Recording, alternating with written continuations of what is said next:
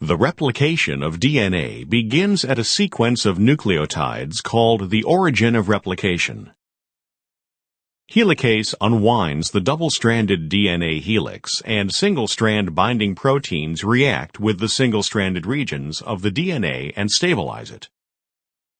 DNA polymerase III is the major enzyme involved in DNA replication. DNA polymerase III can only add a nucleotide to the 3' end of a pre-existing chain of nucleotides, and it cannot initiate a nucleotide chain. Therefore, an RNA polymerase, called a primase, constructs an RNA primer, a sequence of about 10 nucleotides complementary to the parent DNA.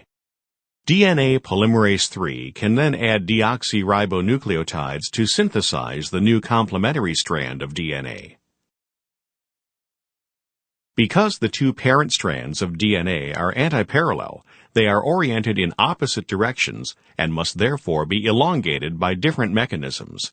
The leading strand elongates toward the replication fork by adding nucleotides continuously to its growing 3' end. In contrast, the lagging strand, which elongates away from the replication fork, is synthesized discontinuously as a series of short segments called Okazaki fragments.